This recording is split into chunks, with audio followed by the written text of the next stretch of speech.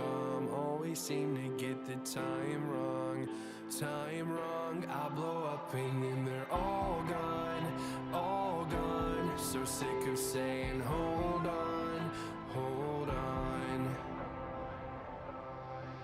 A broken state, shaking the ground beneath, running from everything. Seems to be the path I lead. And now I'm beating on the floor, wondering why I feel like a ticking time bomb. Time bomb, always seem to get the time wrong.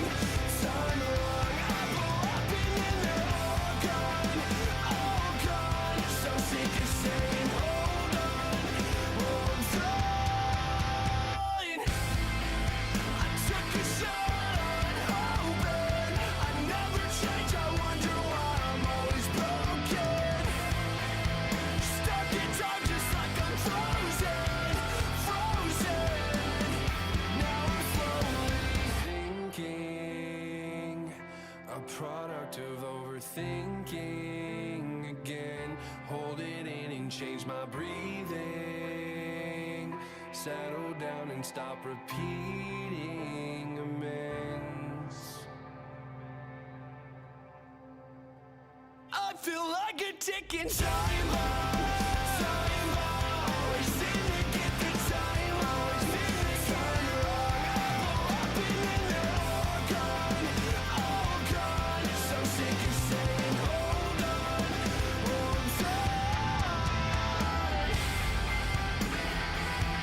I feel like a ticking time bomb.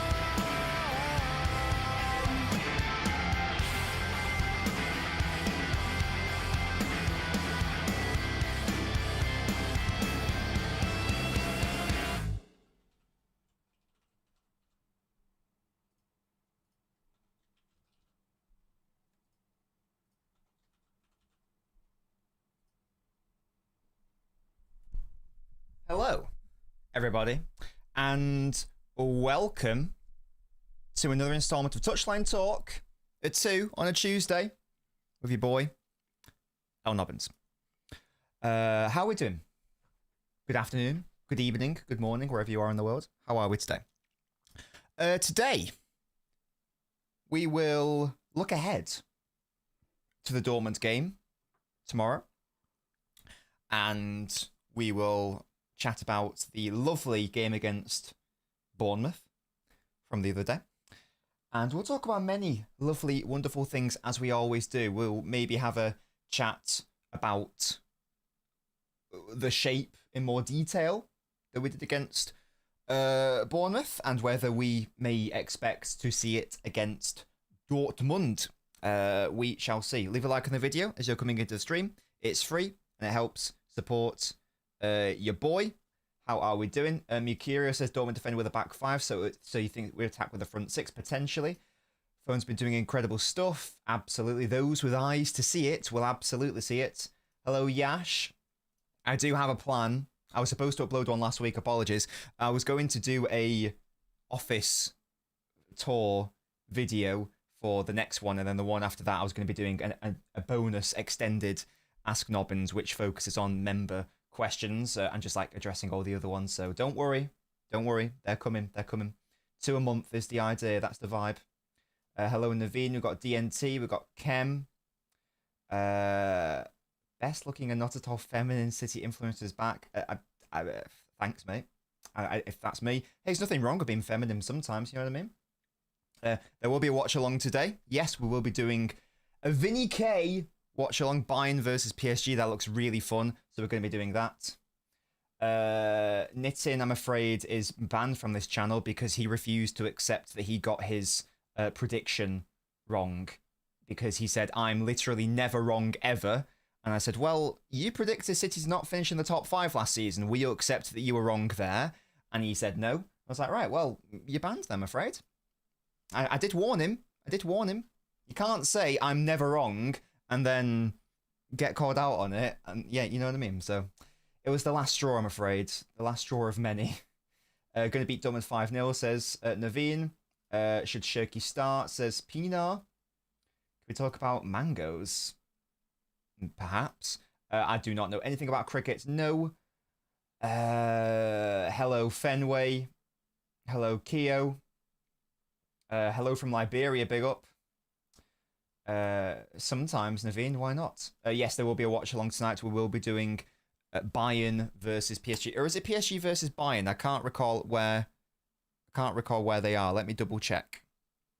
It is at PSG also. That will be a big challenge. A big challenge for Bayern. And actually, it's number 1 and 2 in the table as well. They've both won all 3 of their matches. So one of them's got to drop points, which is lovely. Lovely. So that's going to be a really fun, good game to watch. Keeping an eye out on Vincent Kompany. Hopefully, Bayern can do the business. I will be rooting for Bayern to win, obviously, because Vinny is my boy. He's my boy. He's my boy. Yeah, of course. But that's not until tonight. Let's talk about the now, shall we? Let's talk about the now. There will not be a preview, no. There won't be a preview for the Dortmund game. Basically, what we're doing today is we're having a chat about the Dortmund game. I don't tend to do tactical previews or post-match analysis videos for cup games unless it's a really, really important one / like one that's like late in the competition, I suppose. So if we get to like let's say like the semi-finals of the FA Cup or semi-finals of the League Cup or into the knockouts of the Champions League, then that can be a thing. I don't really know if I have any intentions of doing a post-match analysis for any Champions League phase games. We did do a preview for the Napoli game, but that's because it was Kevin De Bruyne and it was obviously they were like the champions of Serie A, so it seemed like quite a big game to cover. So there will be some coverage of the Champions League in that sense, but I don't tend to do post-mortems for a Champions League phase stuff because it's only the league phase and I don't really think it matters that much. As long as we like qualifiers, like whatever, I don't really care. So that is a thing. Right. Dortmund. Now, first comment was absolutely correct. So I've just pulled up because I'm not gonna lie. Because I haven't done it. I haven't prepped for a tactical preview. I've not watched, I don't think, any Dortmund this year, to be honest with you. Certainly not a full game. So all I've done is had a look at like what was their lineup against Bayern, which seems to be, which I would assume would be a similar setup, considering that's one of, if not the only game that they've actually lost in the league this season. You expect them to set up in a similar fashion. So let me just like go to the board for a second. And Jack, you can advise me because you're an avid Dortmund watcher, so you can please advise me. So this was their lineup as against Bayern. If I could have some confirmation on if that is the correct shape, that would be very, very helpful. From anyone who has watched a fair bit of Bayern, that would be Dortmund. That would be lovely. Thank you very much. But yeah, the purpose of today is to have it is Pascal Gross, yes, exactly, Musty, is to have a chat about how we think we might go about it, and just to do some on the fly work. Like I might pull up their attacking patterns of play and react to it live. That looks correct. So it's a 3-5-2, is it? So do they attack with two? They attack with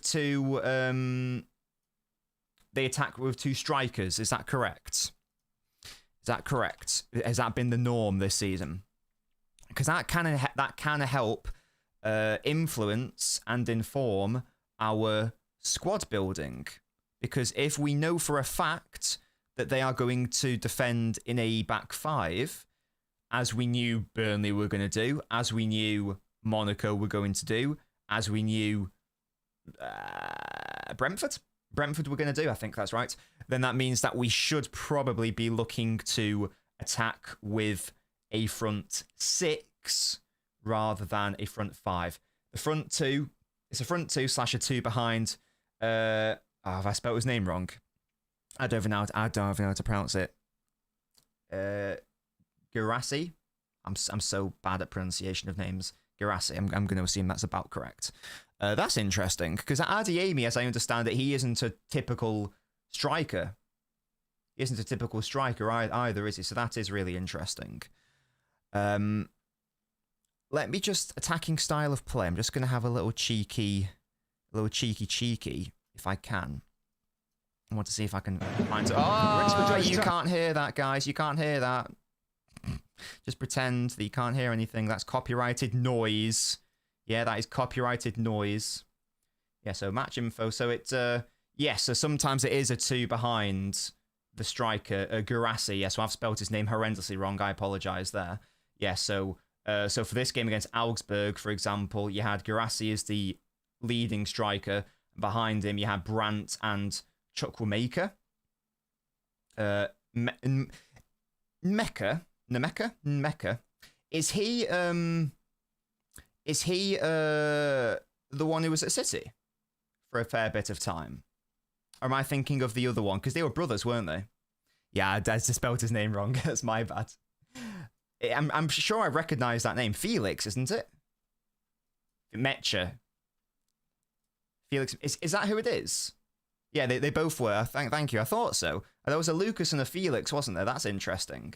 So he is so Mecha, which is, I guess, far more. I never knew how to pronounce it. Whenever I saw it written down, I was like, how do you say that? Yeah, so both for City. How interesting. So he's a potential option also. They do. I've totally forgot they had Jan Couto as an option also. He started against Augsburg. Again, he didn't start against Bayern. This is the side that played against Bayern. Any other interesting players there that they have for Dortmund? Just having a look at their bench. They've got a defender called Wolf, who I love the fact he's called Wolf. That's fantastic. Yeah, cool. Yeah, so it looks like they play in a 3-4-2-1 or a 3-5-2.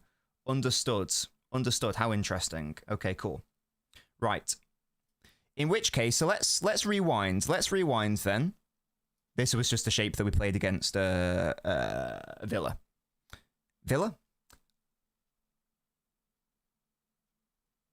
Bournemouth. God, my brain did a fart there. Bournemouth. This is how we set up. Okay. So, interestingly enough, Pep has today confirmed, or it just has been confirmed generally, that he's given the City players a day off, which is interesting.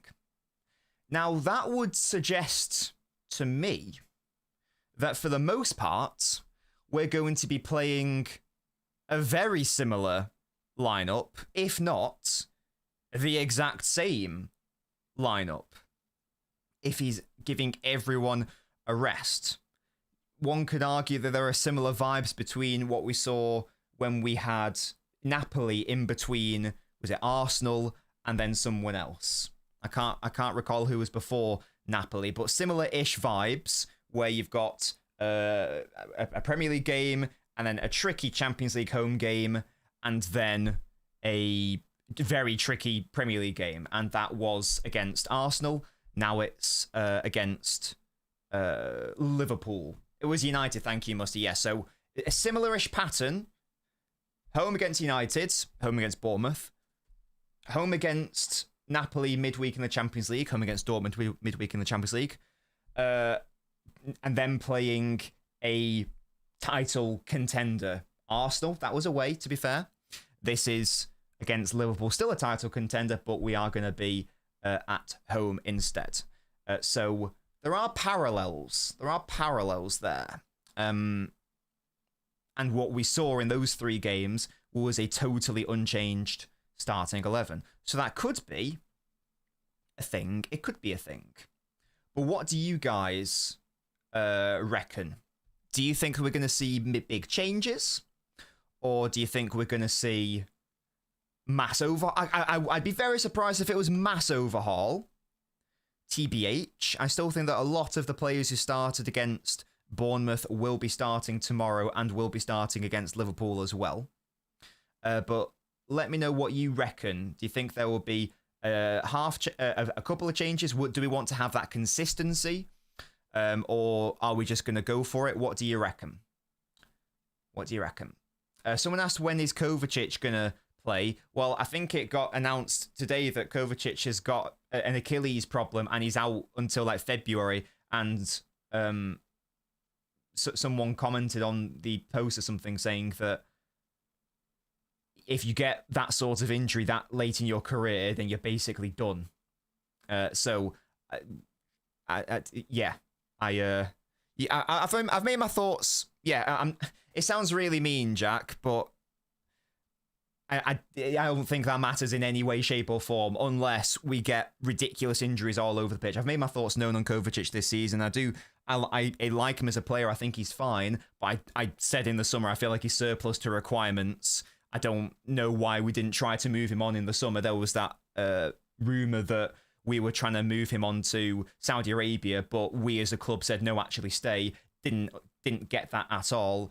I don't really understand what the purpose of him is, because at DM you've got Rodri, you've got Nico, and then in the more advanced areas you've got Nico, Reinders, Foden, Lewis, Nico O'Reilly. It would have to be a ridiculous injury spell for me to even want Kovacic to get some games. So on a human level, it's of course horrendous and very upsetting that he's out until February, and it may indeed be the end of his like a career at the top level. I don't know, but that's what people are saying about the severity of the injury. But on a logistical level, I'd rather other players play instead of him anyway. So that's just a thing on Kovacic. Of course, like, he was great for us in 23-24, but for me, he's surplus in this squad. I don't really understand what his role was going to be anyway. So that's a thing. So yeah, Kova can't play. I guess the question becomes, how crucial do we think it is to that Rodri start against Liverpool? Given how fantastic, in my opinion, Nico Gonzalez has been for City, I actually don't think it's as crucial as I once thought. I'm being heavily moved by Nico's performances, and I don't know if I'm now of the view that it's absolutely mandatory that we have to get him into the starting 11 against Liverpool.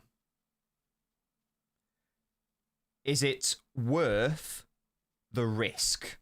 Even if let's say he even starts against Dortmund, or gets some time, because he hasn't featured really. I know he came on for a few seconds against Bournemouth, but he hasn't played since his injury in real terms. I think that at some point against Dortmund, it would be lovely for him to feature.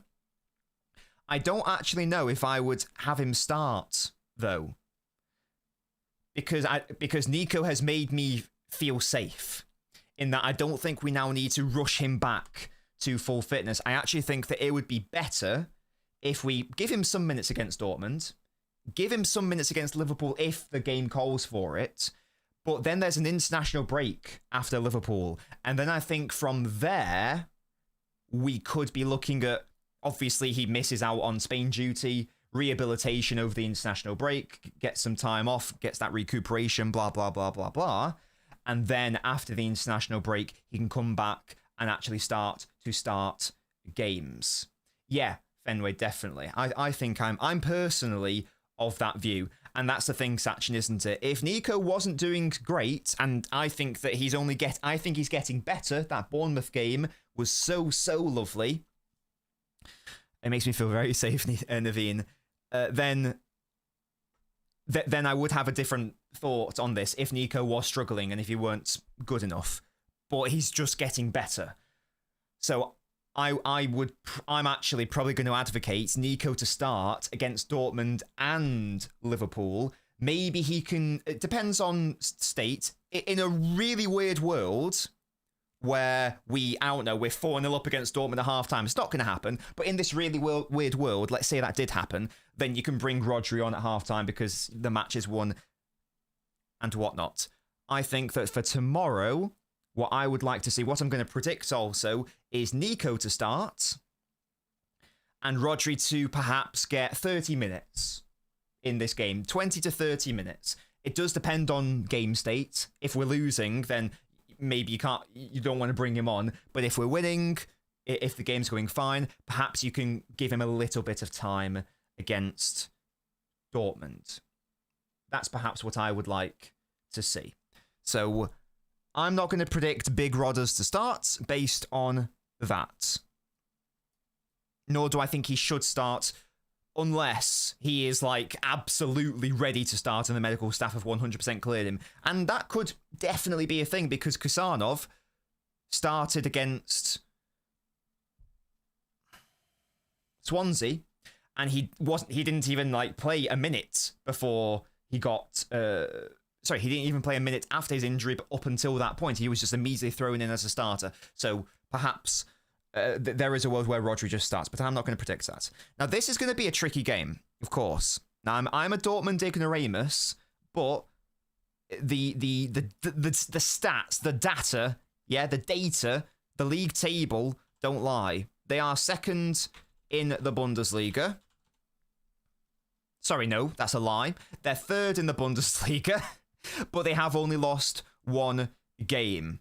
And Bayern have been insane, so it's no shame not being first in the Bundesliga when you've got Vincent Kompany's, Harry Kane's Bayern Munich. And that one game they lost was against Bayern. So it's a similar situation with Bournemouth. There are a lot of parallels therein. Only lost one game, that was against a tricky opponent, Liverpool for Bournemouth, Bayern for Dortmund.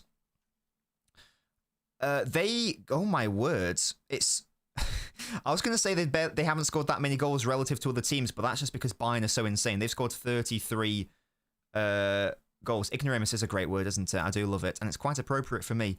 So they've only scored 15, which is less than second. It's actually less than Leverkusen, Hoffenheim, Köln, Frankfurt. So they're not one of the best scorers. However, aside from Bayern, they have the second best defensive record. How interesting. And they do defend with a back five.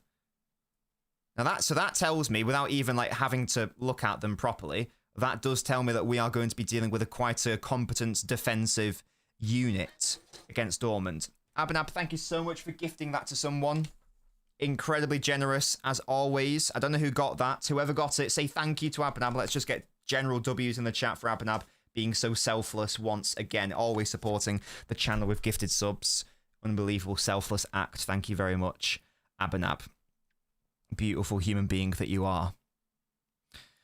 So there we go. It looks like that's what Dortmund are. Now that would suggest that we're dealing with more of a potentially more of a counter-attacking outfit. Jack, as an avid Dortmund enjoyer, would you concur with that logic, or are Dortmund going to surprise me?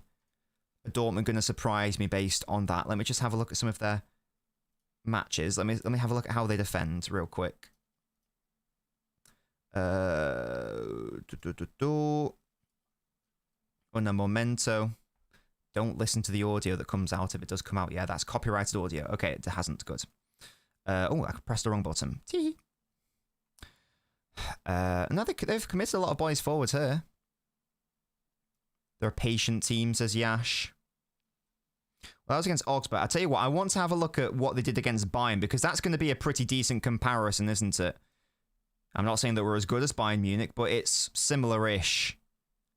It's similar-ish. It's comparable. It's a comparison that can be made. It's a comparison that can be made. Here we go. And it was away against Bayern also. It was away, yeah. So having a look at some of their footage against Bayern. All 11 men are behind the ball in this frame here. Relatively passive press on the front line. Oh, never mind. Adeyemi's sort of committing to it here. They look very organised.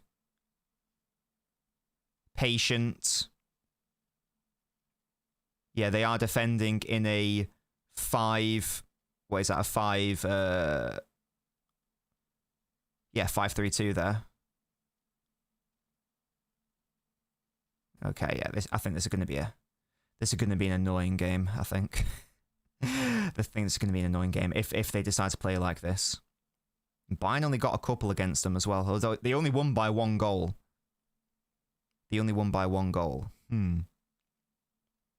Yes, this is going to be very, very different to the Bournemouth game. There we go. Hard in the challenge. They win it back. What do they do in the counter? Oh, they're not too eager to counter with that much ferocity. Interesting. Cool. Cool. Okay. That's helped me a little bit. Interesting. So this is going to be a very, very different matchup. A very, very different matchup. Yash, I didn't deny. They sat back versus Bayern. Show us. Yeah, definitely not. After Bournemouth, I don't think they'll have 3 balls, 5 man at the back. I think Bournemouth game was the last highlight we'll see the season.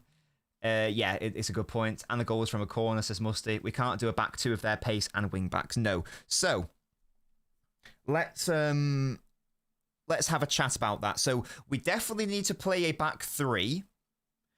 And what we probably should do is, because we know they're going to play with a back 5, so it's probably going to be more like this. Even though set it up as a 3-5-2, it's probably going to be more like a 5-3-2, or again, just like the names are placeholders, maybe even like something like that, with the 2 in behind the striker. So what is that? That's a 3-4-2-1 or a 3-4-3, whatever you want to call it. But let's be honest, it's going to be more of a back 5. One of those things. Either way, probably defending with 5 players. Yeah, exactly, IDK man. Probably a 3-1-6 is what we are going to be after. What do you want, Fenway? A 3-3-2-2? Yeah, the 3-1-6 is how we have played.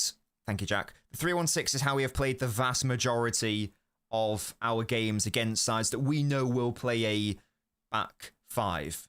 Brentford, Monaco, Burnley. So let's do that now. I'm going to start with the players that we ran with against Bournemouth, but this is liable to change. So let me just get the players in the correct shape and orientation first of all.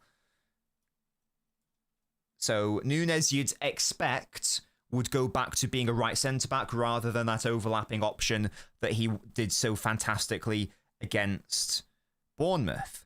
By the way, if you haven't already done so, go watch, after this stream, go watch my Bournemouth analysis video. Unlike my Villa one, I actually think that is a very good video, and I go into that in a lot more detail. So do that after. We explore Shirky's false winger role. Oh, yeah. So let's do that first of all. That would therefore mean that you have that as the vibe. Once again, this is literally just, I'm going to potentially chop and change some players. I'm just trying to illustrate what it might look like if we were to play the exact same personnel.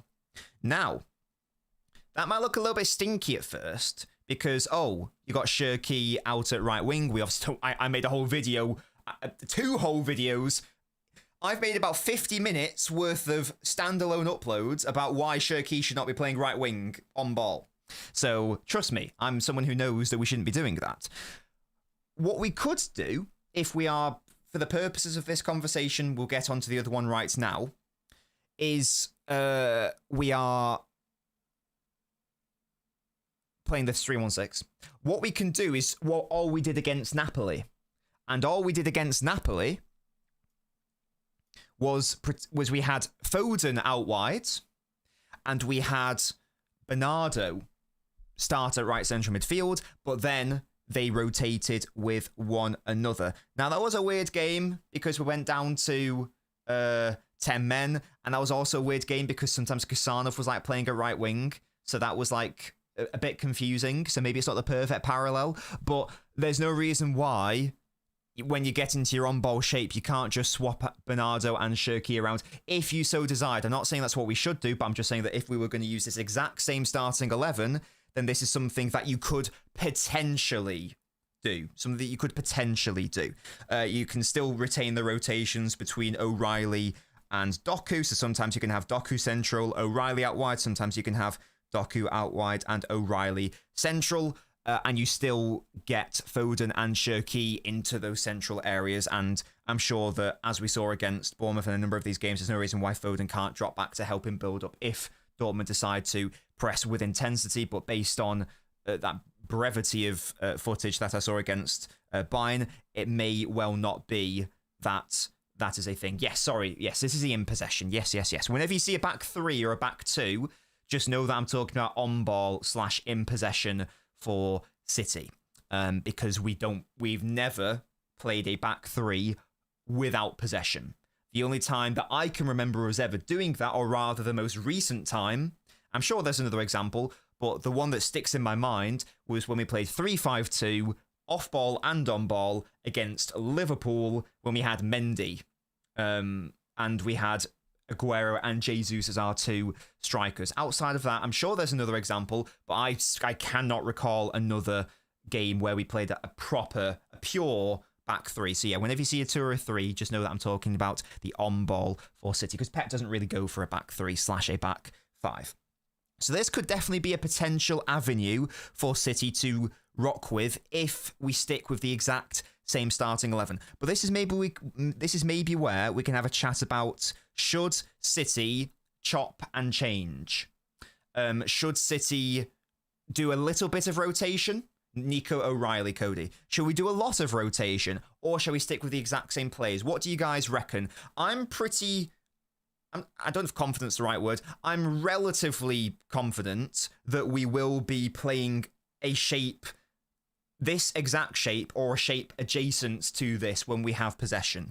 Because if we know they're going to play a back 5, we have to play a front 6. That's what we always do when we know we're playing a back 5. Because if you don't, then you're not going to outnumber the back 5, so it's going to make it really tricky for you. What do you guys reckon? You want some rotations? Back 4 should be Nunes, Kusanov, Stones, and Aït-Nouri. Dortmund, not the team they were 3 years ago. It's the best game to rotate, says Sachin. The right side says Rodri can start if he's fit. I think Savio takes the game on the right, and Cherki will play against Liverpool. Marmoush for Doku, Kusanov for Nunes, says Yash. Do we have an update on Kusanov? Because he wasn't even on the bench against Bournemouth. Is he fit? Is he okay? Because he wasn't on the bench, nor was Oscar Bob. He and Kusanov weren't there. I know that Pep said it was for tactical reasons, but I don't know if more has come out of that. That might be interesting to have a chat about. Reinders is definitely playing. I'd be staggered if he didn't play. Definitely IDK. I don't know if I'm going to predict Cherki to start, which is very upsetting because of how lovely he was against Bournemouth and how lovely he just is as a player overall. But Pep did note that the only reason he didn't play against Bournemouth was because of injury, because he wasn't fit to start. That's why he was on the bench. So I do think Reinders comes in.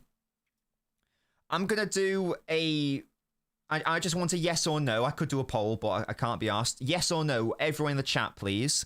Is Bernardo Silva, the player who started nearly every single difficult game for City, is Bernardo Silva going to start?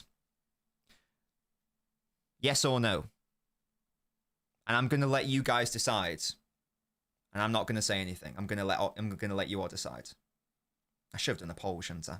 I can just do it here. If it's overwhelming, then I'll know, won't I? What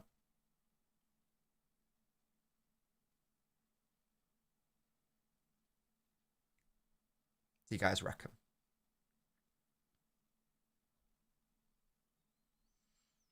We got a no, yes, yes, no, yes, no, yes, yes, no, see, no, no.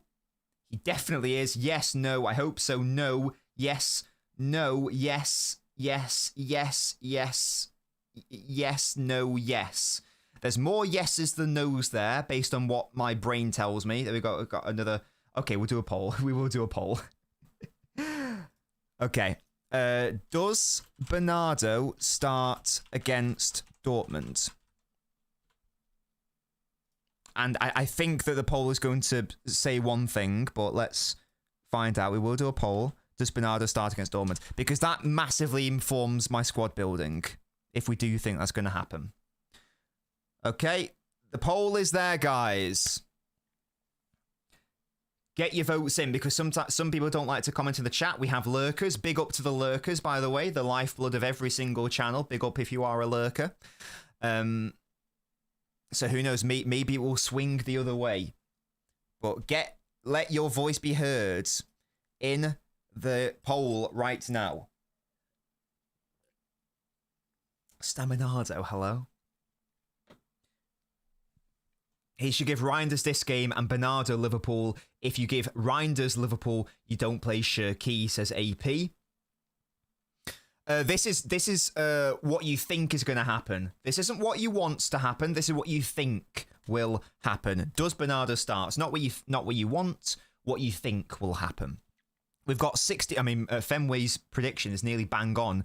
So we've got 61%. So which is basically 65, isn't it? Fenway, can you calm down with your elite predictions real quick? My pets, my lovely boy. Can you calm down? Ask Pep. Should we ask the? We'll ask the Pep the fraud poster.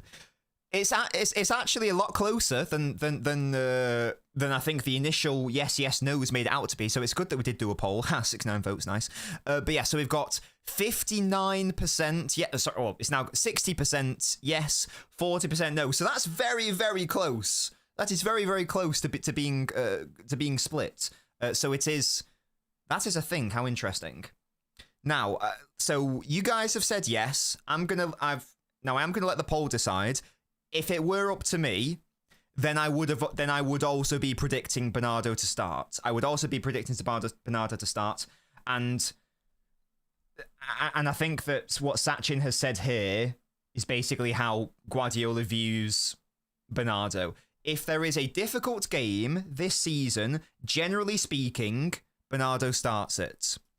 So if I go to all of Bernardo's starts from this season, just to illustrate the point.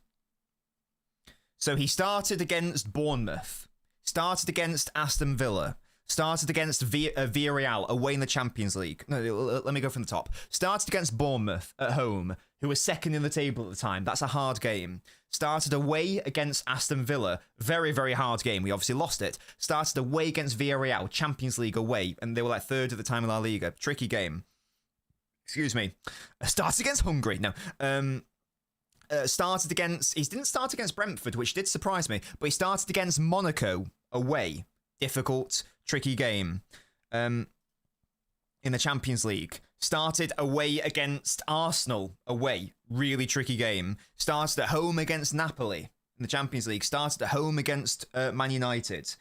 Started away against Brighton. In fairness, didn't start against Spurs. That was surprising. So, nearly every single hard, tricky game, Bernardo starts. So I would also have predicted Bernardo to start, and I actually don't think it's a case of he starts Dortmund, he doesn't play Liverpool, or he does play Liverpool, he doesn't play Dortmund. I think it's more likely he plays at both of them. I think it's more likely he actually plays both of them. So I'm going to definitely predict Bernardo to start also, and it's irrelevant what I think because you guys said that also. Is it a tricky game? Dortmund aren't that good right now. I mean, it's against a team who are third in the Bundesliga, in the Champions League, and I would argue that even though it's as if you want to qualify and get automatically and get in the top 8, you need to be winning your home games. Like that is, I feel, like a minimum. So I don't throw out the term must win a lot, but this does sort of feel like that if we do want to qualify, given the fact that we've also got to go away to Real Madrid. So I do think this is probably a game that City should be looking to win. We should be looking to win it. So unfortunately, I do think that we have to if we're being realistic, and let's be honest, I think we all believe that Reinders also starts. I think that there is probably no room for Shirky to start this game. I'd be amazed if Foden didn't start.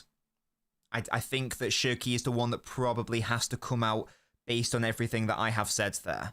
And hey, that upsets me because I keep saying how much I love Shirky, but I do think that if we're trying to be practical about it, and Fires are like, I do think so, then I do think that we have to lean into that practicality and it will be Reinders starting, and it will probably be Bernardo starting also. This lends itself to a very similar setup to what City have done against these sides. Of course, it's a bit of a shame that means that you've almost definitely got to play Bernardo out on the right. He has had some decent-ish games, in fairness, out on the right, but it's definitely not ideal. It's definitely not ideal. So what we will need is a lot of underlapping runs from Reinders in order to access that central space. I would actually like to start an actual winger out on that right side, but if I'm saying that Bernardo's going to start, I'm saying that Reinders is going to start, and if I'm saying that we're going to defend in a back three, then I don't know if there's going to be the space for those players. And as you guys have said, you can bring on Shirky if necessary. But hey, let's have a look. Left wing then, because lots of people are saying Marmoush isn't, because Marmoush hasn't started. Now, if we're saying that Dortmund's defend with a back five and they're therefore going to be playing like more low block football and more defensive football, that would suggest that Doku should probably be starting rather than Marmoush. I'm not against Marmoush starting. It's just not as much of a natural fit for the opponent. But I suppose you can always bring on Doku if you need to.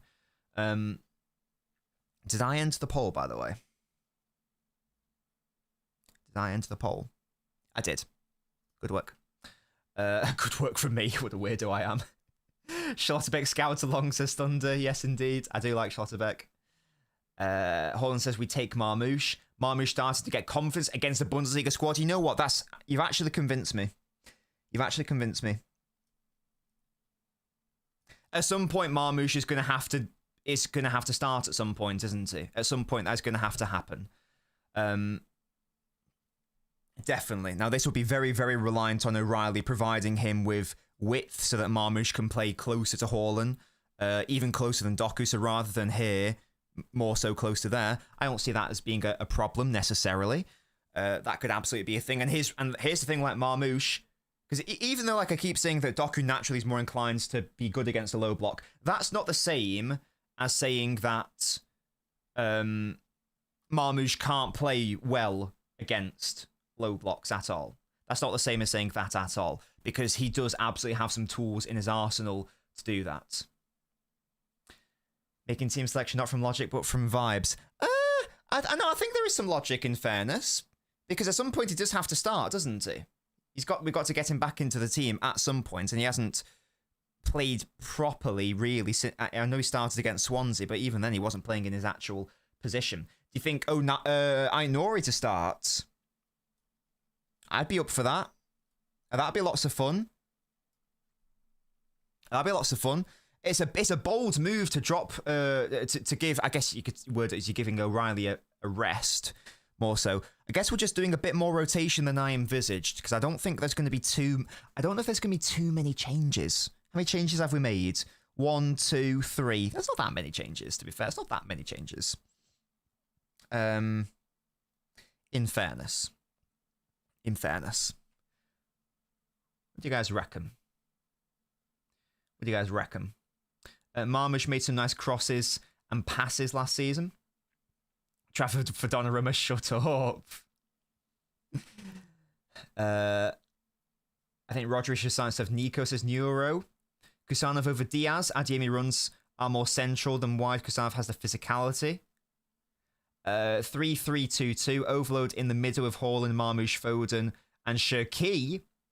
Ainori Reinders, Nico G in the middle. Where's Bernardo going Fenway, though? Because the chat has decided he has to start. So where's Bernardo fitting in there? What about build-up issues with O'Reilly and Marmoush? Poor first touch under pressure frailties. Good point, Faisal. Maybe that's a reason to start Ainori instead. Moise doesn't trust the back two.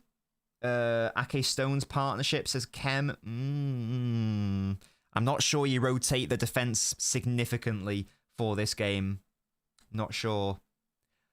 I really think, Fenway, that you got Bernardo and Ryan to start in this game. Surely that's a thing.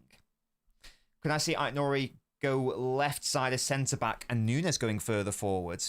That could definitely be a thing, because we have seen Ainori used like that we have definitely seen that be a thing. You just, if we're saying that Bernardo started, you're just getting a bit less value from that. That's all. That's all. It's in more interest to do it off the left, but that could definitely happen off the right. As a concept, definitely.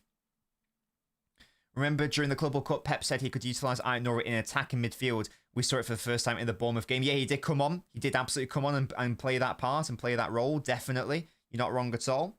Guys, we've got nearly 200 people watching, but not nearly enough likes. Let's get to 115 ASAP. Come on. Come on. Let's get the likes up, guys. It's free. Help support your boy. Help support the channel. Reinders in Europe away from Premier League, he'll perform a 10 out of 10.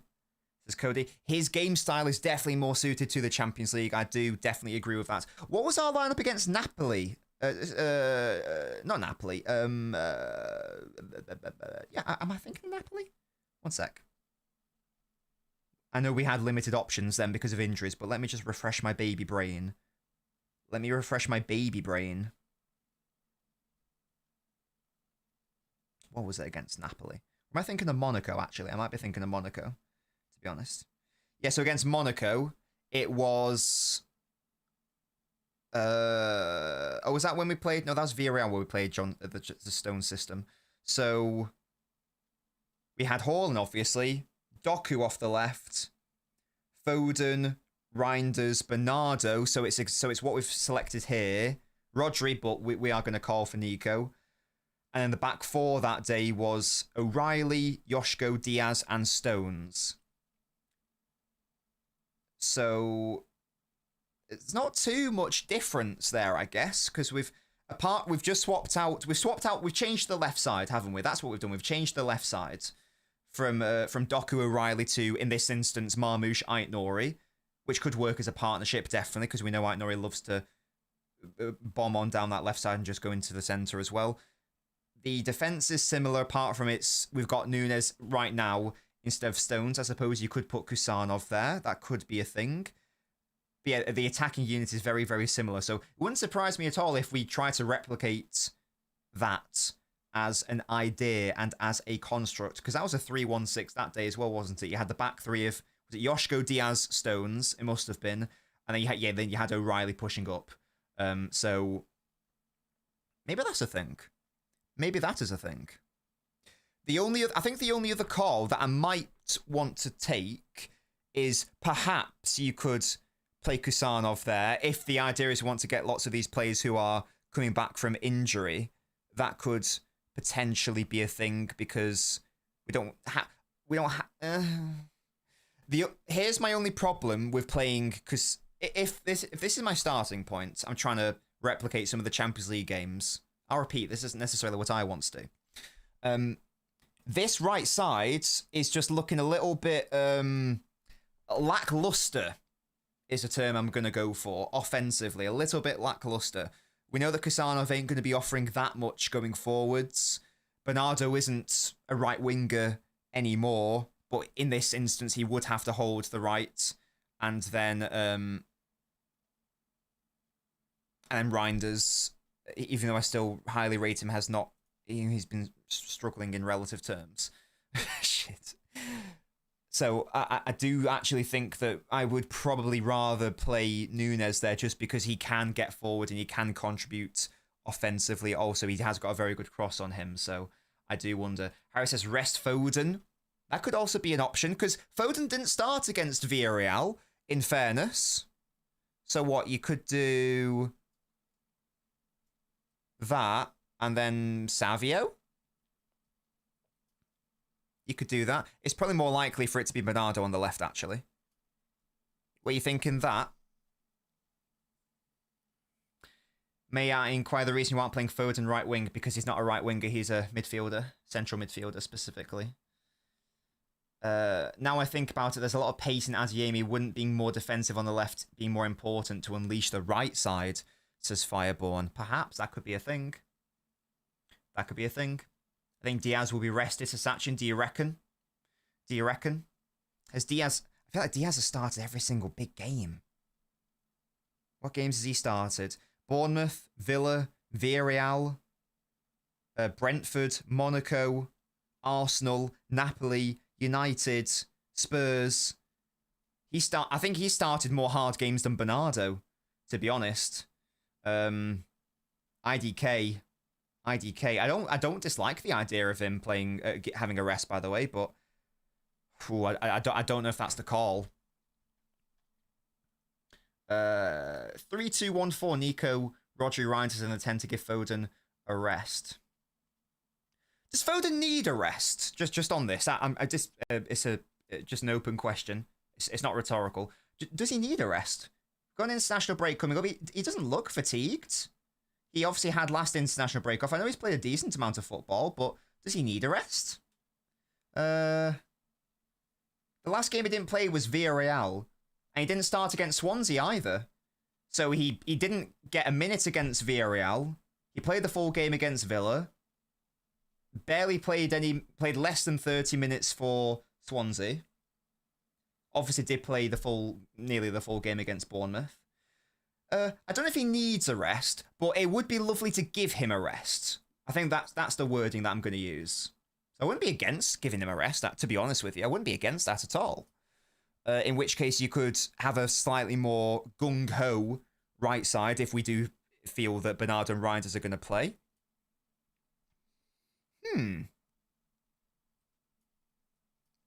This would also shore up the left side a bit defensively. Perhaps. The right side dynamics are really nice here. I'm enjoying these right side dynamics. You've got Nunes, who can contribute going forwards. Reinders underlapping from Savio, who's holding width there. This right side all of a sudden is a lot nicer. This works, this actually. I think you might be right. I tell you what, I was against it at first, but I'm not against the idea of giving Foden a rest. Even though I don't think he needs it, it could absolutely be a thing. Now, what's so funny is we've taken out, the two keys to our win against Bournemouth.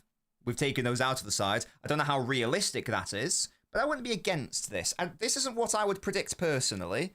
I probably would, if you gun to my head, I probably would predict Foden to start, and I don't think I would predict this many changes. But I don't dislike it. I don't dislike it.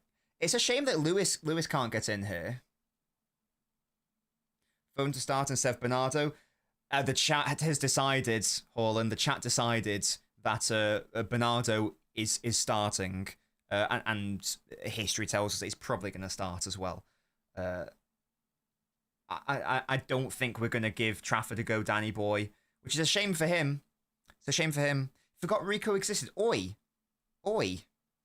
He played really well against Villarreal, I'll have you know. Don't be so mean. Yeah? What's the team against Villarreal? Who was dropped? Was Reinders dropped? Or rested, rather.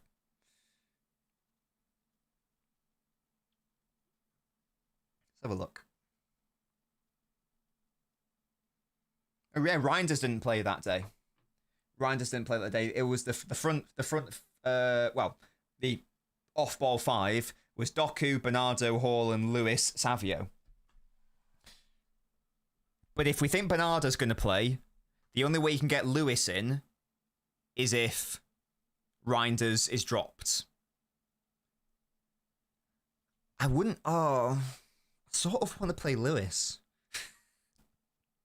If we're losing Foden, I low-key sort of want to play Lewis, because if we're saying that there's not going to be a lot of space for City to exploit, what I need is a really good pocket player and a small space operator.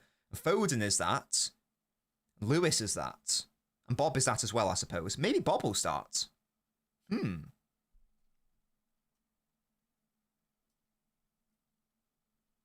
Thinking emoji. I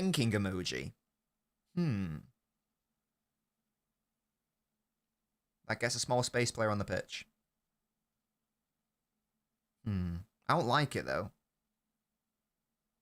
Not sure, though. Don't want Bob, says Tom. Phones and must start as much as I want to give him a rest as Kenboy.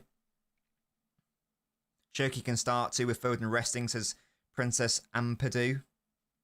Don't think Bob Reinders work well together, says Musty. That's a shame because they did work really well together against Wolves, but we haven't seen that connection since.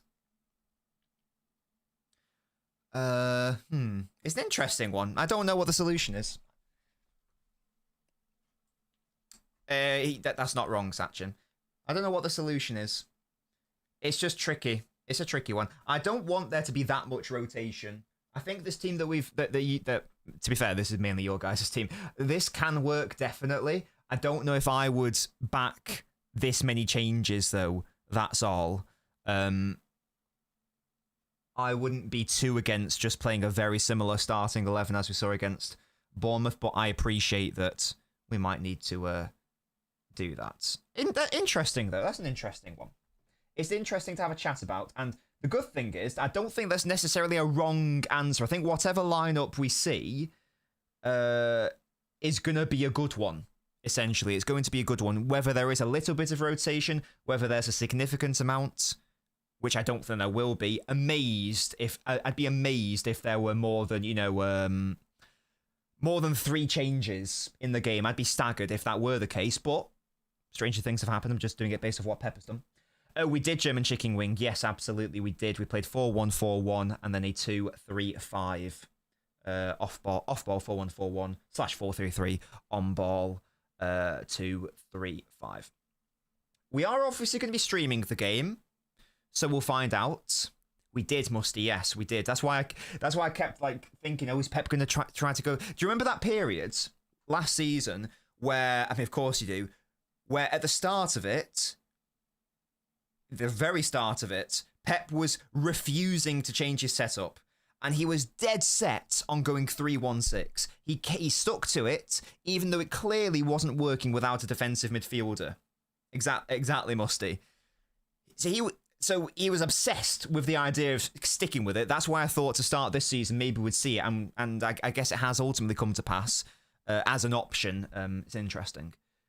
So we are going to be doing a prediction. Sorry, we are going to be doing a watch-along for the game tomorrow. My prediction is City will win 1-0. Yeah? I feel like I'm predicting lots of 1-0s this season. I don't think it's going to be a game where we score loads of goals against Dortmund, but I'm definitely going to predict a win. Of course I am. Hello? In fact, I'm going to be bullish. 2-0. Yeah? 1 goal in each half. And they're not going to get a sniff. And Donnarumma's going to keep a clean sheet. Yeah. It's going to be a lovely time. And Musty said that earlier, they conceded from a corner. We're going to score our first corner. We're going to score our first corner of the season against them. Yeah? And by sweet irony, it will be when Foden's not even on the pitch, when he's been our best corner taker. You're not wrong, Musty, to be fair. You're not wrong. 3-1, 3-4-3, whatever. Will Haaland score? You're damn right he will. And he's going to get closer to Ruud van Nistelrooy. He's getting closer to Ruud. That's the next player on his hit list. Yeah, that's the next player on his hit list. Interesting chat. This isn't the team that I would predict, but it's a team that a lot of us collectively... This is like the team by committee, I feel like. And there's nothing wrong with that by any means. I'd just be very surprised if both Foden and Shirky didn't start. But we shall see. We shall see what we see. In a world of pure imagination. Big up to Thunder Road, one of my lovely moderators. Leave a like on the video. It's free. It helps support the channel as well. Yeah, exactly. Exactly. It should still exist, definitely. That was one of my videos from the old LNobbins channel. You know, what was it? What was it called? What's that video called? It was a content aware scale versus communism. Like a stupid 40-second video. So funny. I thought it was funny anyway. Right, guys. We're going to be live for like another 30 minutes. We ain't going anywhere.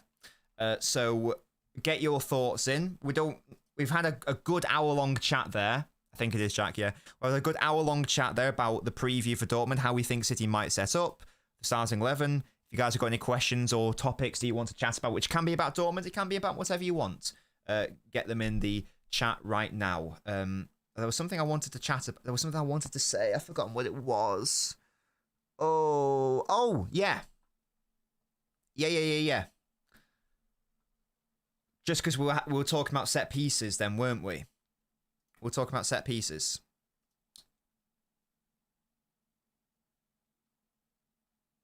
There's been a stat going around that City have scored around 30% of their goals from set pieces this season. And that's been confusing many, myself included, because I know for a fact that ain't true. I know that ain't true. I've discovered, maybe this isn't anything new, maybe you guys already know, I've discovered where this information is coming from. I've discovered how this data is being tracked. Because the reason what it's coming from is there's this account that's been keeping tabs on it because they're making a joke that Arteta's so set piece oriented, and it tracks how many goals have been scored from open play for Arsenal, and it's like 30%, something like that. I realised that this data is coming from how Who Scored ranks open play goals. So after City's game against Arsenal, we obviously scored an open play goal against them through Haaland. However, the official Who Scored account, like a week later, said Arsenal have not conceded an open play goal this season. But I was like, but we scored an open play goal against them. What?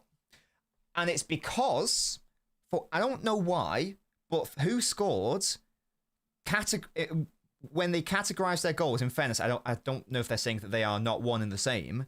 They categorize counter-attacking goals as their separate entity. So they have open play goals, and they have counter-attacking goals, and then they have, like, own goals, penalties, whatever.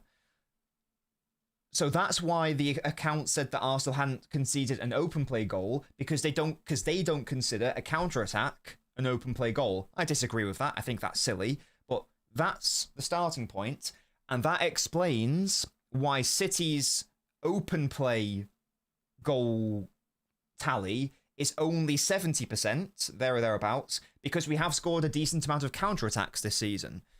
So it's not that we've scored 30% from corners or penalties or free kicks because we literally haven't. It's because this data is differentiating between counter-attacking goals and open play. So it looks like City have scored 70% from open play. Therefore, you fill in the gap and go, oh, so what does that mean? Like 30% from set play? No, it's just because of counterattacks. I just thought that was interesting. It was something that I was confused about, and then I made the connection. So in case you were interested, I don't know if that was like an interesting tidbit, but there you have it. That is why City's set play goals number is so high this season, according to Who Scored, because they don't consider open play goals as counter-attacking goals, which I think is silly. But there we go. I feel like Gvardiol banger coming. That would be lovely. If so, I agree.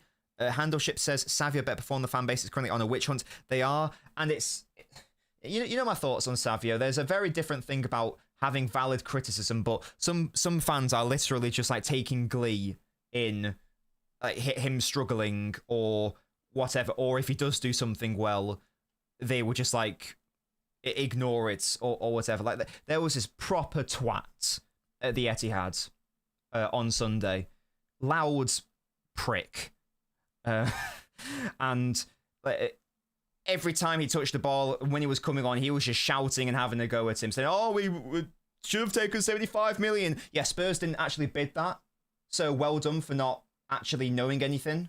So well done to you, Petal. Spurs didn't actually bid that. So that's cute. You're wrong. But like even when you did like a decent action, like when he created a chance for Reinders or created a chance for Marmouche,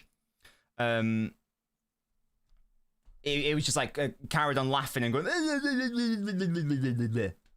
God, this really frustrates me, man. It really frustrates me. And I'm going to keep defending him because I do this to players who, in the same way that I'm incredibly bullish on defending Shirky's work rate because it's annoying me that people are lying about him, in the same way that I was bullish about defending Foden last season, I'm going to do it, and have done it with Doku, I'm going to do it with Savio as well, because I don't like it when people unfairly do a witch hunt on a player or scapegoat a player. I don't like it.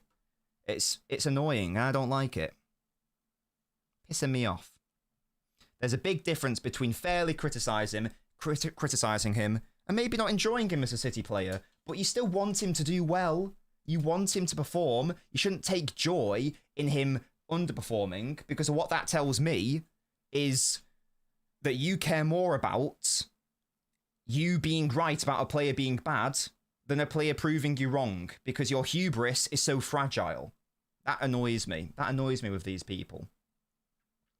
It's very frustrating. And again, I'm not saying that people can't criticize. That's so not what I'm saying. But in before anyone does say that. In before. I believe so. I believe so, Kenboy. I have 2 questions. What do you feel Bob needs to improve, or do you think it's a confidence thing? Pepper sending him a message by dropping him. He needs to be...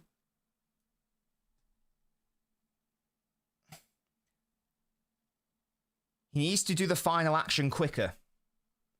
So he does some nice movement, dribbles really well, dribbles through traffic into the box, but then he wants to keep going, and he wants to keep dribbling, and he wants to take on like another player.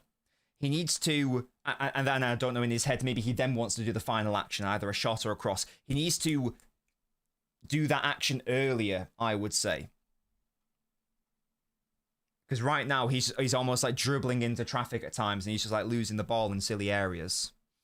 How do you feel about Foden getting less GA? It's a consequence of the role he's playing, that's all. If you play deeper, then you're not going to get as much goals and assists. Now, that's not the same as saying that you are... It's impossible for you to get goals and assists, because, I mean, he literally got an assist against Bournemouth. He got a goal against United. He got an assist against Napoli. He should have got an assist against Everton. Also, he should have had a number of assists from corners. But it's just, he will never, like, he's not going to get to the same goal scoring level as when it was his Player of the Year season. But it's a thing. It's a thing. No, it wasn't. And Steve, yes, it is a witch hunt for a lot of people. I'm not saying it's you, but because again, I don't know if you misheard me. I literally said earlier that there's nothing wrong with criticizing him, but some people are literally making up lies about him. Some people are just ignoring what he did last season. Some people are making up transfer things that apparently Spurs did actually bid 75 million. That is what we call fake news. That is by definition a witch hunt. This is not the same as saying that you can be frustrated with him and that you can criticize him. I said that about 5 times. You should want him to do well. Exactly, Jack. And definitely not everyone does want him to do well. Lots of people want him to fail. They clearly want him to fail. They are taking glee if he does like a bad move or whatever. That is silly. And they don't want to applaud him when he does do well. That's called having an agenda. That's called having bias. That's called a witch hunt. Yeah? That's called a witch hunt. A great game against Villarreal and people are still adamant and not wanting to applaud him. That's called a witch hunt. That's called partisan bias. So yes, there is one. Trust me. Trust me. Here's the thing, Grazad. Savio is my favourite player. Foden is my favourite player, because I've apparently got a positive agenda against him. Haaland, Gvardiol, Diaz, Nico, Trafford. These are all my favourite players. This is from the same people who, in one day, said I'm a happy clapper, and then a couple hours later said I'm overly negative. It's almost as if I'm quite consistent, and it's everyone else who's accusing me who actually have the isolated agendas. How weird. How weird. Because at this point, every single player is going to be my favourite. The way people are moving, accusing me of having partisan allegiances, it's crazy. It's crazy. Who'da thunk it? We're wasting Foden's deliveries. I agree, Kenboy. How many assists should this man have got? It's insane. It's insane.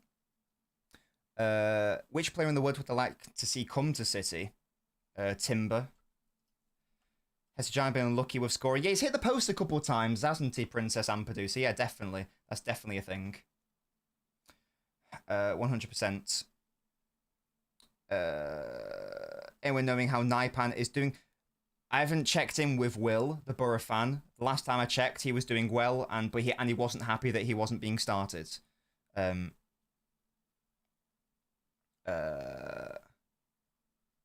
I like our entire team. I like our team because I'm a City fan. I don't know why you wouldn't like a player. Once again, even if you should always want them to do well. I don't get it. I don't get it. I'm not a particularly big fan of like Kovacic being in the squad right now, but if he plays, I want him to do well. I'm not gonna go, oh, you see? You see? That's weird. That's weird, isn't it? Who is my favourite player? Omar. Omar Christian. Forgot to include Calvin Phillips. As if two people said it back to back. Should score against Bournemouth. Yeah, indeed. Apparently, yes, I saw that. That's a shame. Good evening, Spartacus. Haaland won Premier and Champions League trophy to follow his dream starting a YouTube channel. If people made up their mind and want to be proven right. Exactly, Steve. That's what we call a witch hunt. That's what we call an agenda. Exactly. Exactly. There's nothing wrong with wanting him to perform better. We all do. We all do. But there are some people who don't want him to do that. There are some people who just want him to be shit so they can feel vindicated. It's for their own ego. That's the point. Do you think I like it? Do you think I liked it when Donnarumma made that error against Bournemouth from the corner? Because, oh, well, guys, I told you that he's liable to do these things. No, I was like, fuck's sake, we've conceded a goal. I was unhappy.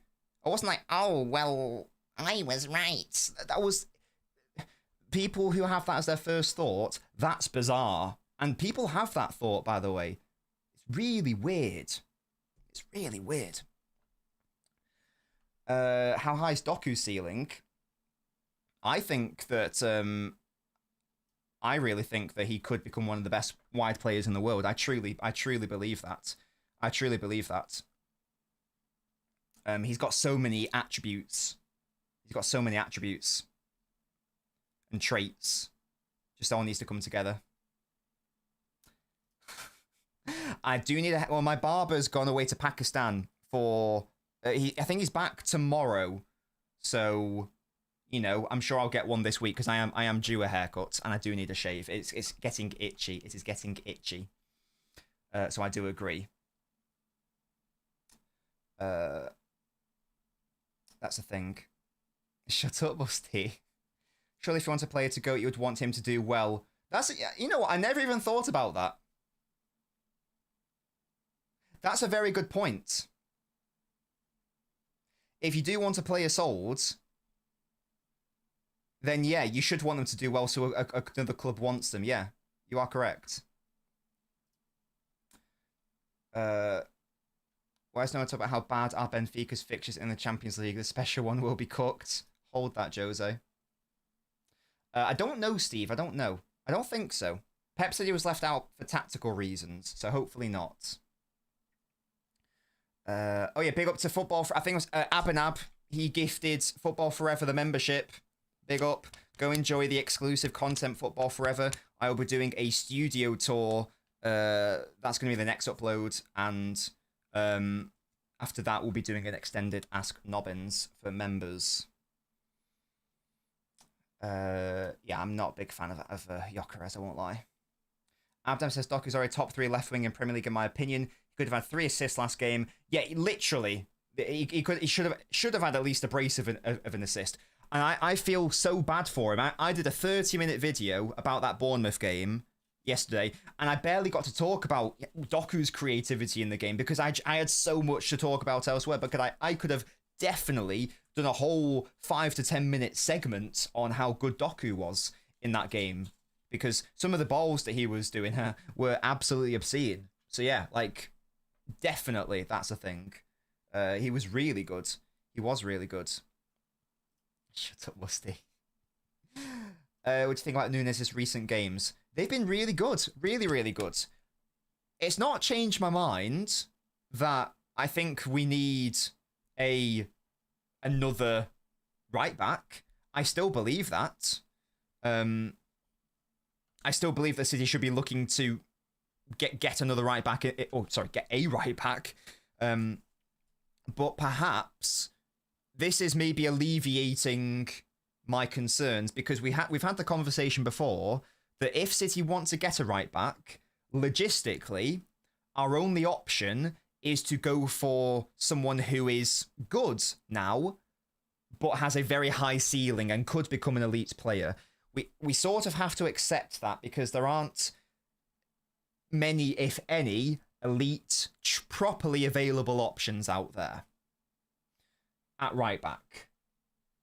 So if Núñez is able to be good to great in the short term this season and indeed next season, then that gives me more confidence that we can bring in someone who is, you know, in their very early 20s. I think Martin Fernandez is 19, but he would be in his early 20s, obviously, by next season. And it doesn't have to be the pressure of starting him immediately, like from the get-go, because you've got Núñez, who is a solid option there, and then you can perhaps slowly integrate the younger right back more easily. So perhaps that is the play right now. I'm still adamant we need a right back, definitely, but his performances are very lovely, and it makes me hope that we can bring in this other option to be competition and to ultimately surpass him as well. That could be a thing. Yes, we are doing a watch-along Bayern PSG, absolutely. Livramento is good. You all know my thoughts. He's been my number one choice, but he's illustrated he's had another couple of pretty bad injuries, so I just don't know whether the club will go for him based on that potentially worrying record. We already have. You must be late. Doku is showing signs since he joined us. Any winger that has successful take-ons, potentially an elite wing, it's a matter of development. I agree. Casamo's position long-term is right centre-back. Definitely. Where Diaz is playing. That's his long-term position. No doubt about that. What do you think about Tijani as a complete player? Is he mid or is he still learning? He's definitely not mid. He's a fantastic midfielder. It is just about getting up to speed.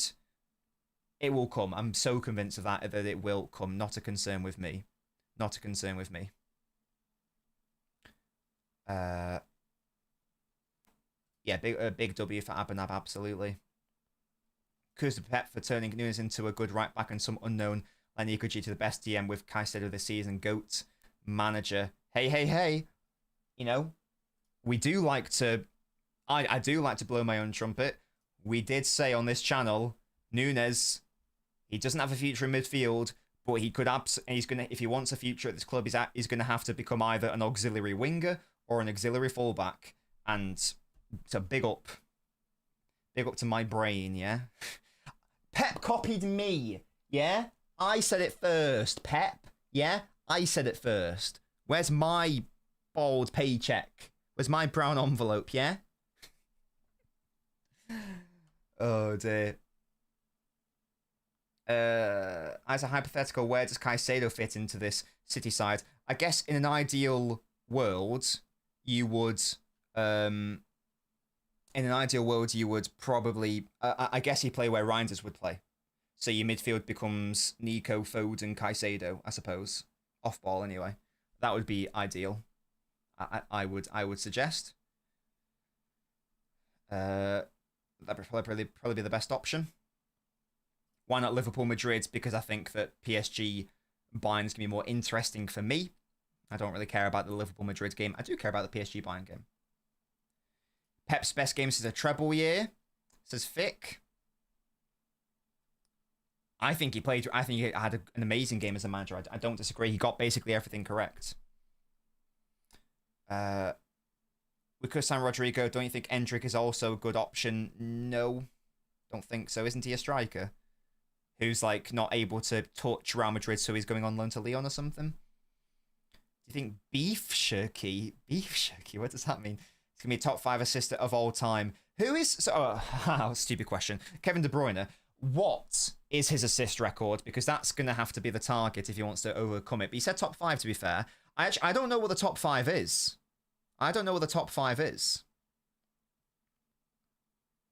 So I'd assume that Kevin is number 1. I'd guess Colin Bell would be number 2. The problem is that they didn't really track assists back in the day. So I don't think we can say of all time, because I don't think we're ever going to get the exact numbers on Colin Bell, because he would also have been way up there as well. He was like a very good creator for City. So for just a Premier League era, yeah, there's no doubt about it. I'm sure that David Silva's up there as well. Yeah, Premier League assists, that would be more reasonable. I don't know what the top 5 is, though. Can anyone tell me that? If anyone knows where I could find easy access to overall assist data, that would be lovely. But I don't know for City specifically, because I can find Premier League assists by looking at the Premier League records, but if we're after just City, I don't know what the top 5 is going to be. I feel Doku and Barcola are more similar players the way they sprint.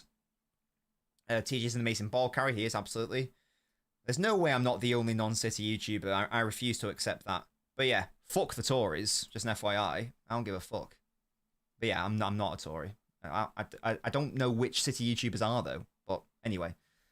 Do you think we beat Poole? Yes. 1-0. Courtesy of a Marmouche goal. Hall and assist, Marmouche goal. Which team do I support? Oh, come on, mate. Come on. What do you reckon? Look at the background. Man City. I support City. Which club is our closest friend?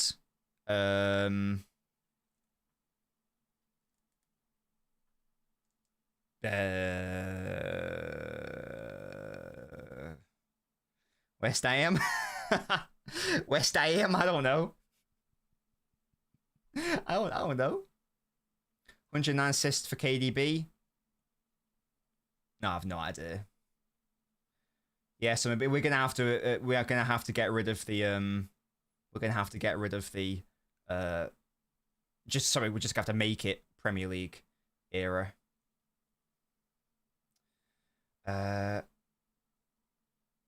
Is this factual information?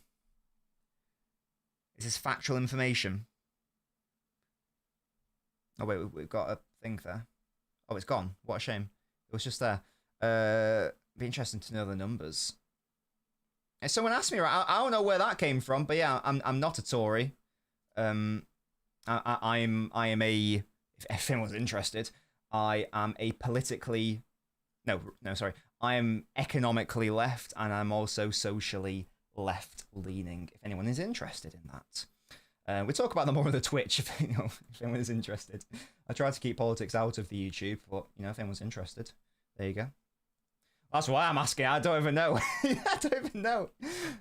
I'm not convinced that LB's conservative, for example. I'm not convinced of that. Maybe he is. I don't know, but I'd be very surprised if he were. It doesn't strike me. I'd be amazed if Martin were one as well. It does not surprise me as well. Be amazed if Big Steve were one. Be very surprised. That's going to ChatGPT. Yo, chill. Holland's waiting to make his first hat trick. Oh, that's a good point. He's not had the hat trick yet. What a loser. What a loser striker this guy is. Unacceptable behaviour. That's disgusting. It'll come, obviously. But yeah, that's crazy. He hasn't actually had one. Yeah, like the video, guys.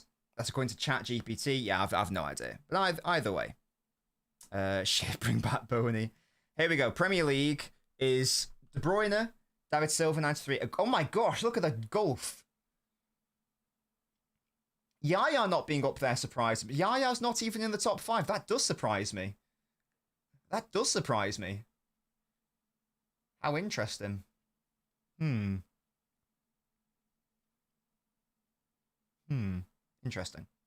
Yeah, there you go. I guess it doesn't surprise me Raheem is up there. Yaya must be close though, surely. Because he was here for a long ass time. Supreme Overlord, shut up, Spartacus. Yeah, he's definitely gonna do that then. Definitely gonna do that. Let me I mean, I was like, what players are in the squad that have been here for a minute? Bernardo, obviously. And he's got how many? 30. Oh no, Bernardo's not. How many has Bernardo got? That's what I want to find out. That's what I want to find out. Because he's obviously been here for a minute and he's been a starter or involved in the team since 2017, of course. How many has he got in the Premier League? He's got 1 this season. How many did he get last season? 4, so that's 5. 14. 19. 22. 28. 35. Okay, so this can't be right. I've counted 35 so far. 42. Yeah, oh yeah, this can't be right. And 45. So Bernardo's got 45, apparently. This is according to B Soccer. I've just done all the adding up. So this can't be correct because Bernardo's not here. I've been given fake information. Shut up, Jack. Shut up.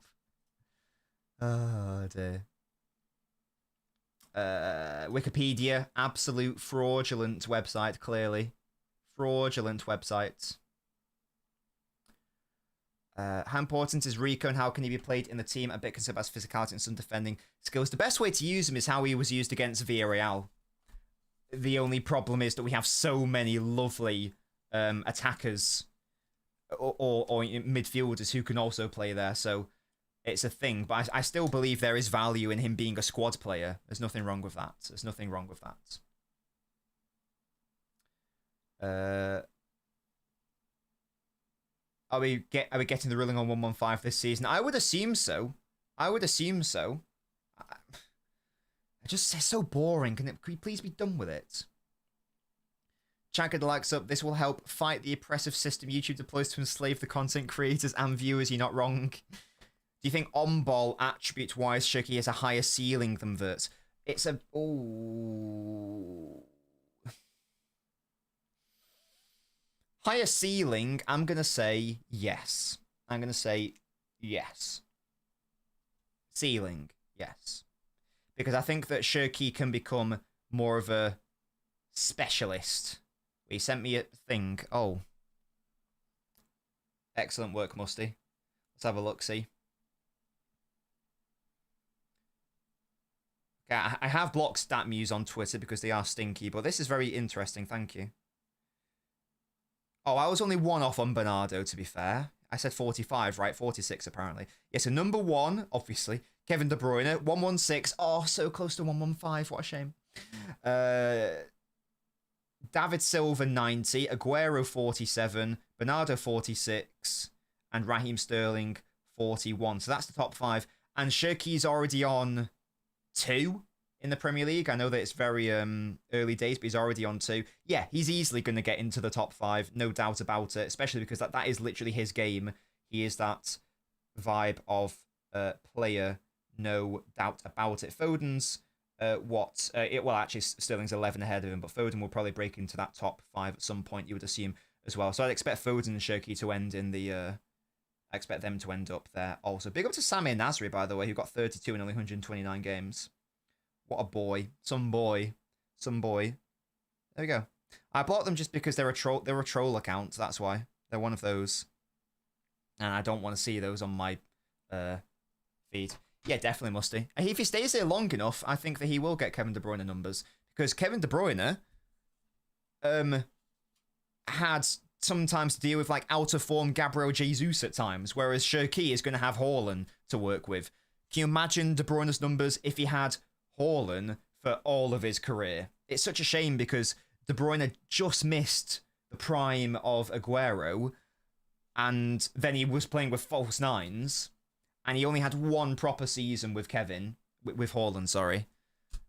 And yeah, so imagine the numbers that a De Bruyne, a young De Bruyne would do right now, even more so. It'd be crazy.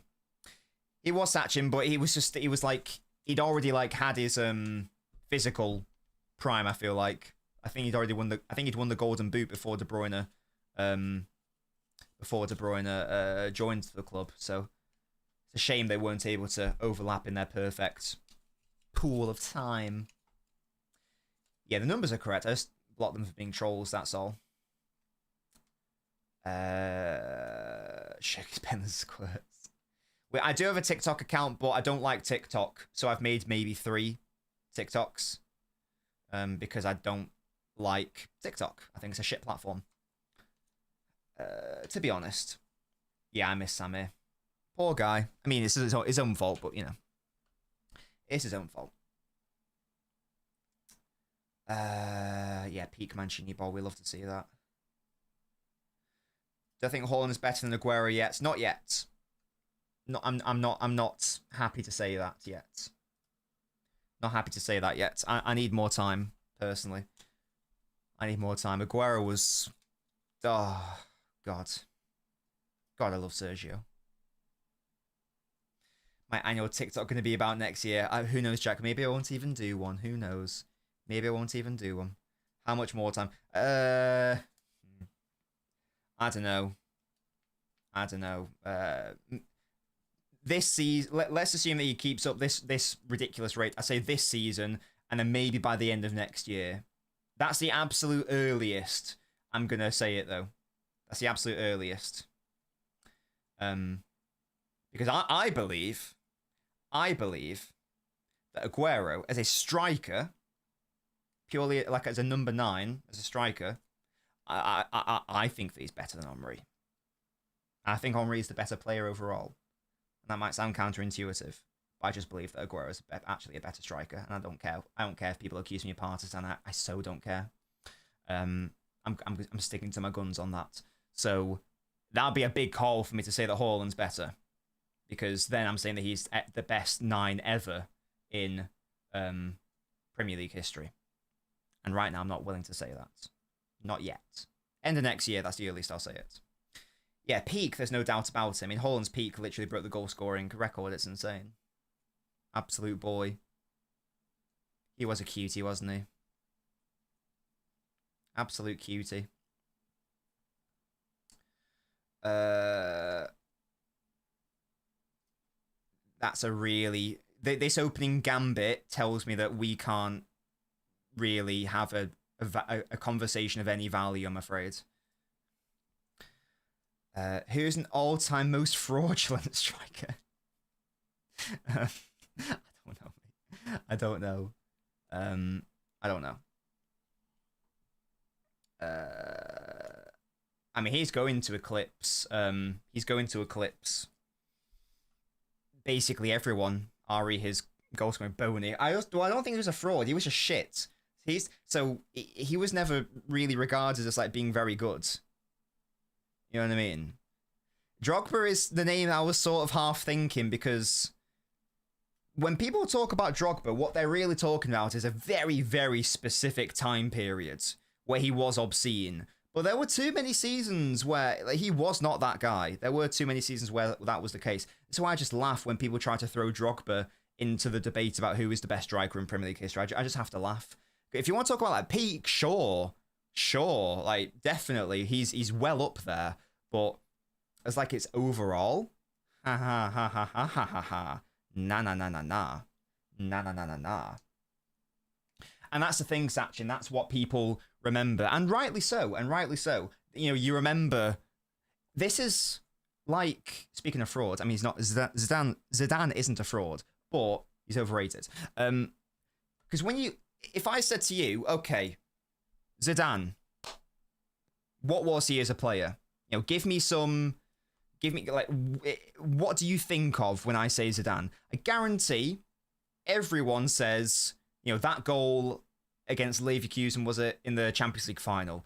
Or they'll say that Panenka against Italy in 06. Or they'll say that the headers in the 98 final. They'll say that. Obviously the headbutt, yeah. But in respect to like, what do you do well? But they will just like ignore the numerous seasons at Juventus where he just didn't turn up. They will ignore the numerous seasons for Real Madrid where outside of the Champions League winning year, he horrendously underperformed overall, how there was no cohesion in the squad, and and they will ignore how awful France were at the World, and how awful Zidane was at the World Cup in 2002 as well. He had two excellent... I don't know how we're talking about Zidane right now. Maybe this is how you know we need to wrap up. He had two excellent tournaments in Euro 2000 and... wait, am I getting my years wrong?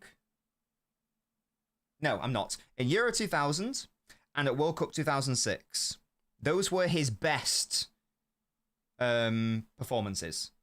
He wasn't actually that good at the World Cup in 1998, but no one talks about it because he scored 2 goals from corners in the final.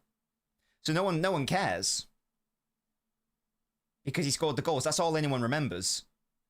But he wasn't actually particularly good in that tournament. I think he missed quite a lot of, if memory serves, he missed quite a lot of the games, and France did fine without him as well. But that's the thing, actually. Well, he was very beautiful to watch and very pretty. But people do just forget. They do forget that who was it that got injured for Juve? Was it Del Piero? I think it was. When he got injured, and Zidane was the player who had to become the chief lad that season. And he just flattered to deceive. And it happened too often for Real Madrid as well. So that's why, in sum, that is why Kevin De Bruyne is better than Zidane. And there, I said it, okay? I was working my way to something. I don't care. Kevin was better than Zidane. I actually don't give a fuck. I would die. I would die on that hill. I'm so convinced of that. I'm so convinced. Kevin De Bruyne, Iniesta, Xavi were better players across their careers. I'm so sorry, not sorry. I'm not having it. I'm not having it. And lovely moments. This is like the whole, Gerrard versus De Bruyne arguments. Like, oh, but Gerrard had this moment, he had that moment. First of all, you can do that with De Bruyne as well for moments. But if you have to rely purely on moments, rather than just, okay, he was world class for all of this season, and all of this season, and all of this season, and all of this season, then we've got a problem, I think. I think we've got a problem. This has turned into a philosophical debate. Right, yeah. There you go. Now you guys know. And in sum, Zidane is a fraud. He's obviously not. He's still like a top 5 best player ever, whatever, but I don't care. I don't care. Maybe not top 5, maybe top 10. But I don't care. I don't care. I'm saying it. I'm saying loud. I'm saying it proud. Yeah? I'm saying it loud and proud. Loud and proud. And this is the thing as well. What do these people think? What do these people think that Kevin De Bruyne was doing at Werder Bremen? What did they think he was doing at Wolfsburg as well? This idea that, oh, well, he would never do that well with a worse team. He's played in way worse teams, by the way, so the argument doesn't wash. Yeah, first of all, it's a hypothetical, so irrelevant. But secondly, it doesn't wash anyway, because he's literally done it. Like, he's literally... Werder Bremen were a relegation-threatened side, and he contributed to about a quarter of their league goals, like 25%, I think it was. Without them, they get relegated. So he saved the team from relegation, and he tripled Wolfsburg's trophy count in 1.5 seasons, or whatever it was. Like, 1.5 seasons. And then the counter to that, and then what I really want to say is, I don't say it because... I don't say it because, that'd be mean. But, like, when they say, oh, De Bruyne could never do what Gerrard did for Liverpool in the Premier League. What? Like, this sounds like I'm having to go at Steven Gerrard now, but I'm not, because I think he's one of the best midfielders in the Premier League. But, low-key, what? Do what? Fail to win the Premier League? Slip when it matters most? Figuratively and literally? I could do that. I could not win the Premier League at Liverpool as well. So it wasn't that particularly fucking impressive, was it? If we're being bloody serious about it for a second... I reckon I could match that record of not winning. Oh, I have. Oh, I have. I've won as many Premier League. So I've done as much for Liverpool winning Premier League titles as Steven Gerrard did. Oh, well done. I don't like to go down that road because it's mean and it sounds a bit trolly, but low key, it's sort of true. Anyway. This has been fun. I'm heading out as well, Nico. We don't tend to talk about other, we don't tend to talk about the past and like ranking players on this channel because it can be a little bit it is very funny. It is mean, but it is funny and it is sort of true. And we don't usually talk about it because that is sort of more the realm of like TikTok debates and who was a better player, Paul Scholes or Joe Cole? It's like, who cares? Low key, who cares? But at the end of the day, it also can be funny. It can be funny and it can be entertaining. Hence, we throw it in at the end. Shout out to all of my beautiful members. They're going to be popping up on the screen momentarily this week. I can't do any accents. This week, I'm going to be doing. This is my studio / office, whatever you want to call it, / spare bedroom, whatever you want to call it. I will be doing an office tour for channel members of Fnatic Ultra Plus, and then the week after that, I'll be doing a long form Ask Nobbins for all members, where every member gets their question answered. So if you want to support the channel, the best way to do that, first of all, is to leave a like on the video. That's free. Secondly, is to join the channel if you can do so, if you would like to do so. The link is in every single video description. You can click that join button to join the illustrious Hall of Fame, get lots of stream perks like this guy, Jack, with his beautiful glowy name, and you get exclusive videos and you get to support the channel, which is lovely. Yeah, I know. It's more for fun, but at the same time, I do believe everything I have said here, and it is in jest, but yeah, and our streams are never going to be like that in total, but hey, sometimes you've got to let off steam and have a little bit of fun. And I think that was a little bit of fun. Thank you guys very much for joining. Really enjoyed it myself. I'll catch you guys tonight for PSG versus Bayern Watchalong. Goodbye.